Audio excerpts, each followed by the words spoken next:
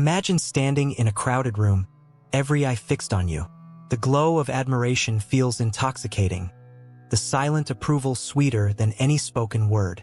You hold a glass of champagne, a symbol not just of celebration, but of your status, your success made visible. You wear the newest watch, the sharpest suit, the brightest smile. Around you, the hum of envy and desire creates an almost hypnotic aura. Yet beneath this dazzling surface, a gnawing void pulses, an emptiness no applause can fill. Why is it, then, that showing off feels so urgent? Why do we feel compelled to parade our achievements, possessions, and triumphs as if they were badges of self-worth? At first glance, the answer seems simple. Humans crave recognition. But peel back the layers, and a far darker truth emerges. A paradox as ancient as civilization itself. The very act of showing off instead of elevating us may imprison us within a cycle of insecurity and isolation. Carl Jung once remarked, "Everything that irritates us about others can lead us to an understanding of ourselves." Could it be that our irritation or envy toward those who show off is a mirror reflecting our own internal struggles? The urge to showcase success is less about confidence and more about fear of invisibility, of insignificance in an indifferent universe. The social media age has intensified this craving, turning daily life into a continuous audition where value is measured in likes, follows, and public praise. Yet this craving for external validation is a bottomless pit. The more we fill it, the deeper the void feels. Showing off is often mistaken for confidence, but true self-assurance does not need an audience. Genuine self-worth is quiet, rooted in an unshakable sense of being rather than appearing. To show off is to declare, "Look at me, I am worthy." But this declaration often rings hollow, like a desperate plea rather than a proud statement. It is a performative act, a mask worn to hide vulnerability and self-doubt. And herein lies its danger. The more we depend on external applause, the more fragile our identity becomes. Psychologically, showing off is a defense mechanism. It shields the fragile self from exposure. Behind every boast, every flashy display, lurks a shadow of anxiety. Nietzsche warned against the vanity that masks deeper emptiness. The individual has always had to struggle to keep from being overwhelmed by the tribe. In the struggle to be seen and validated, the show-off may feel victorious momentarily but remains, at the core, profoundly alone. The paradox thickens. Showing off is a form of self-erasure disguised as self-expression. It demands that we shape ourselves according to external expectations to fit the mold of what society deems impressive. The irony is brutal. In trying to assert individuality, we surrender it to the crowd's gaze. This surrender leads to a life lived in fragments, moments staged for consumption rather than experienced in authentic presence. Look closely at those who constantly display their riches or achievements. Often, their inner world tells a different story, one of anxiety, comparison, and relentless striving. The show-off's world is not one of celebration, but a battlefield where identity must be continuously defended and reconstructed. It's a fragile empire built on the shifting sands of others' opinions. This dynamic explains why showing off is the worst thing you can do. Not just because it alienates others, but because it alienates you from yourself. It turns you into a spectator of your own life, a prisoner of the gaze you chase but can never fully satisfy. The moment you rely on external applause for your sense of worth, you trade your freedom for a cage of performance. And yet, paradoxically, this cage is often invisible. The show-off believes they are free, powerful, admired.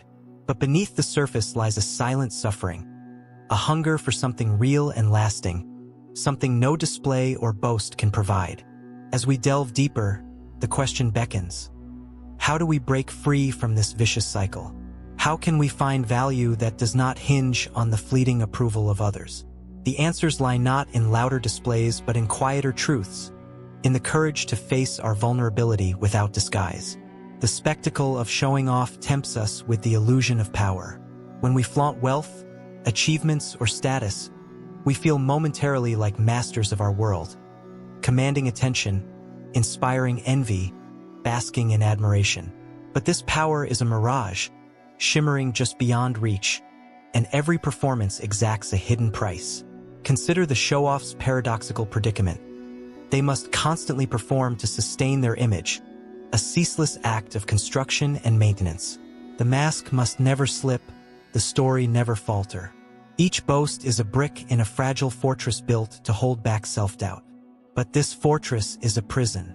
Arthur Schopenhauer understood this tragedy deeply. He wrote, "We forfeit 3/4 of ourselves to be like other people.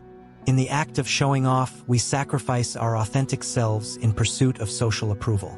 The show-off becomes a caricature, shaped less by inner truth and more by external expectations. This surrender dilutes the essence of who we are. The continuous performance traps us in what social psychologists call the spotlight effect, the irrational belief that everyone is watching and judging us constantly. This illusion fuels anxiety and fuels the need to show off even more. We are caught in a feedback loop. Anxiety leads to performance. Performance demands more perfection. Imperfection breeds more anxiety. On a deeper level, this cycle reveals a spiritual void. Viktor Frankl, who survived the horrors of the Holocaust and dedicated his life to understanding meaning, said, "When we are no longer able to change a situation, we are challenged to change ourselves." The show-off tries to change the situation, how others see them, instead of confronting the deeper internal crisis, a lack of meaning rooted in self-alienation. The craving to impress others is often an unconscious attempt to fill this existential emptiness. But no amount of showing off can fill a void created by the disconnection from one's true self. The louder the external noise, the more it drowns the silent call within. There is also an ethical dimension to consider. When we show off, we implicitly reduce others to spectators, objects of our performance rather than fellow human beings. This creates an invisible hierarchy, an us versus them dynamic that breeds resentment and social fragmentation. The show-off's world is one of comparison and competition, where relationships become transactions and authenticity becomes collateral damage. Jean-Paul Sartre's existentialism offers a sobering insight. Hell is other people. This does not mean other people are inherently hellish, but that the gaze of the other can imprison us, making us aware of our objectification. The show-off fears invisibility so much that they surrender to this gaze, but in doing so, they also become prisoners of it. The ultimate irony is that in seeking to be admired, the show-off forfeits true connection. Genuine relationships require vulnerability, honesty, and mutual recognition, not performance. When the performance stops, what remains? Often only loneliness. This loneliness fuels yet more showing off, a desperate attempt to reclaim lost ground. It's a vicious cycle that can erode mental health, feeding anxiety, depression, and alienation. Psychologists warn that overdependence on external validation can lead to a fragile sense of self, vulnerable to collapse when applause fades. Yet breaking free from this cycle demands courage, the courage to face the fear of invisibility, to risk being seen as we truly are, without adornment or artifice. It means accepting the paradox that sometimes, to be truly seen, we must first allow ourselves to be unseen. As we move forward, we must ask, what does freedom from this cycle look like? How do we build a sense of worth that does not require a stage or audience? Can we cultivate a self rooted in authenticity rather than performance? The answers lie not in louder voices or grander displays, but in a quieter, more profound journey inward. A journey that requires dismantling the illusions that showing off so carefully constructs. Beneath the glittering facade of showmanship lies a fragile self, vulnerable and often fractured. The person who constantly feels the need to show off is not the confident master they appear to be, but someone grappling with deep insecurity. This insecurity is not merely a personality flaw. It is an existential condition, an aching void that cannot be filled by trophies or praise. Aldous Huxley once observed, "Experience is not what happens to a man. It is what a man does with what happens to him." In the context of showing off, this means the true battle is internal. It is not the external achievements or possessions that define us, but how we integrate these experiences into our sense of self. When we fail to integrate, when we clutch these external symbols desperately, they become masks that conceal rather than reveal. The show-off's mask demands constant repair. Every glance, every comment, every perceived slight is scrutinized for cracks. The fear of exposure, of being found empty behind the glitter, creates a relentless pressure. This performance becomes exhausting, a draining masquerade that consumes more energy than it yields in joy. Psychologically, this can be understood through the lens of false self and true self, concepts explored by psychoanalyst Donald Winnicott. The false self is a defensive facade created to comply with external demands, to protect the vulnerable true self hidden underneath. The more one invests in this false self, the greater the risk of losing contact with genuine identity. This disconnection from the true self manifests not only in loneliness but in a pervasive sense of dissatisfaction. The show-off's achievements never feel enough. Each new display becomes a desperate attempt to outdo the last, a Sisyphean task of proving worth that can never be permanently claimed. This unending cycle speaks to a deeper philosophical truth articulated by Friedrich Nietzsche. He who has a why to live can bear almost any how. Without a grounding why, a meaningful purpose or internal compass, external accomplishments become hollow. The show-off may dazzle the crowd, but inside, the question echoes louder than applause. Who am I? Beyond this performance? This question is terrifying precisely because it confronts the void. It demands honesty, vulnerability, and courage. But it is also the doorway to liberation. To step beyond showing off is to step into the unknown terrain of authentic being. It requires acknowledging the parts of ourselves we have hidden, our fears, failures, and imperfections.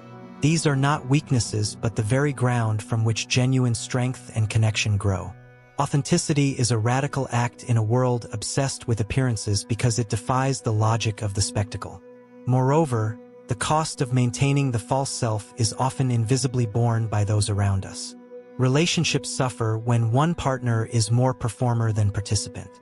True intimacy demands presence, not performance. The show-off's compulsive need to impress can erode trust and deepen isolation, even among loved ones.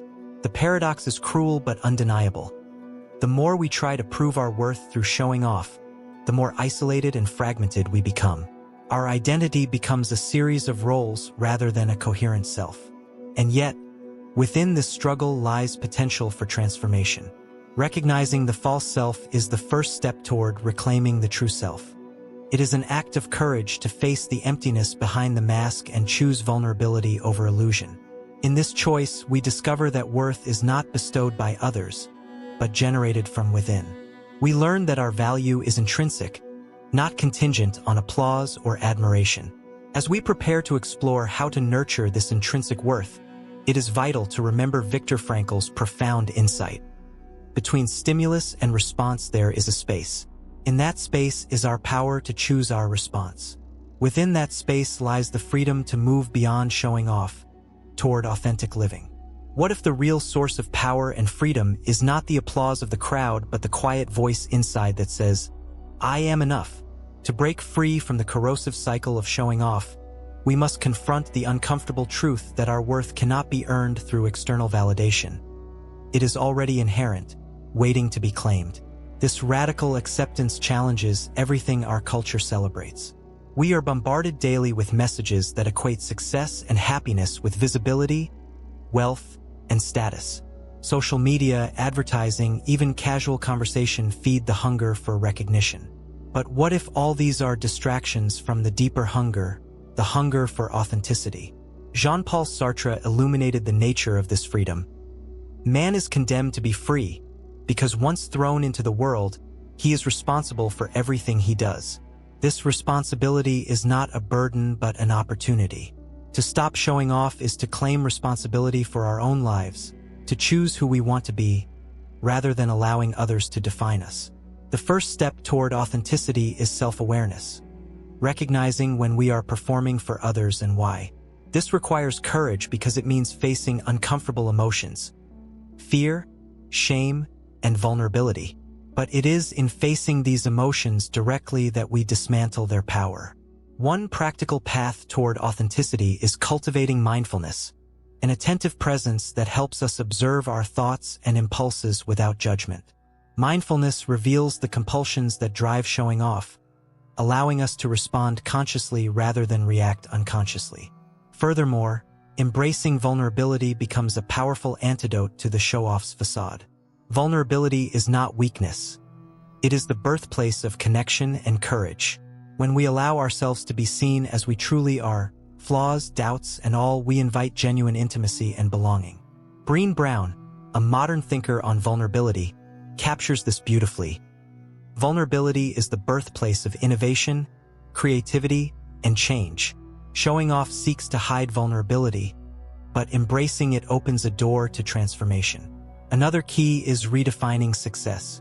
Instead of measuring success by external markers, how much we own, how many people admire us, we can measure it by the quality of our relationships, the depth of our self-understanding, and the courage to live according to our values. Viktor Frankl's life is a testament to this. Surviving unimaginable horrors in concentration camps, he found meaning not in possessions or status, but in love, purpose, and inner freedom. He teaches us that even in the bleakest circumstances, the choice of attitude and meaning remains ours. Breaking the habit of showing off also involves cultivating self-compassion.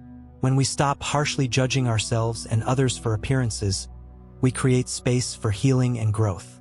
Self-compassion softens the grip of insecurity that drives the need to impress. This journey toward authenticity is not linear or easy. It involves setbacks, relapses into old patterns, and moments of doubt.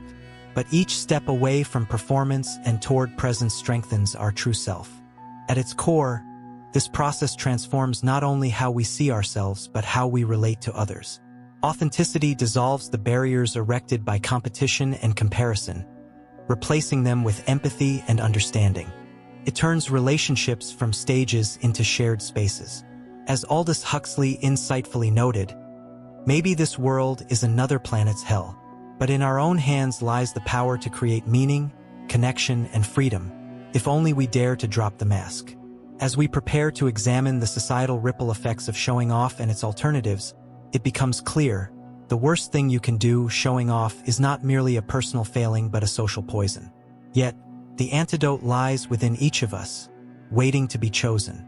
Showing off is not only a personal trap, it is a social toxin that corrodes the very fabric of community and trust. While it may bring fleeting admiration, it ultimately breeds division, envy, and disconnection. The ripple effects extend far beyond the individual, shaping the relationships and societies we inhabit. In a world where many are caught in the relentless race to display their worth, comparison becomes a default mode. Every achievement, possession, or accolade becomes a benchmark to surpass or envy. This creates a zero-sum game where one person's shine dims another's, fostering resentment rather than celebration. Friedrich Nietzsche insightfully noted, "Whoever fights monsters should see to it that in the process he does not become a monster." The show-off fights the monster of invisibility but risks becoming a slave to vanity, losing empathy and humility along the way. This erodes genuine social bonds, which depend on authenticity and mutual respect.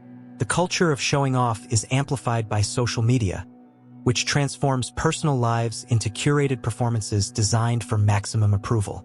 This digital spectacle magnifies the illusion of connection while deepening loneliness. People scroll endlessly, comparing themselves to highlight reels that distort reality, fostering feelings of inadequacy and alienation. Moreover, the spectacle of showing off perpetuates inequality. It often glorifies superficial markers of success, luxury, fame, power, while obscuring the complexities of human worth. This distortion pressures individuals to conform to narrow standards, marginalizing those who do not or cannot participate in the display. Jean-Paul Sartre's existentialist lens reminds us that existence precedes essence. We are not defined by these external displays, but by the choices we make. Yet societal pressures to show off can make authentic choices feel risky or even impossible. When communities prioritize appearance over substance, trust phrase, people become wary, guarding themselves against deception or exploitation. Social cohesion weakens, replaced by competition and suspicion.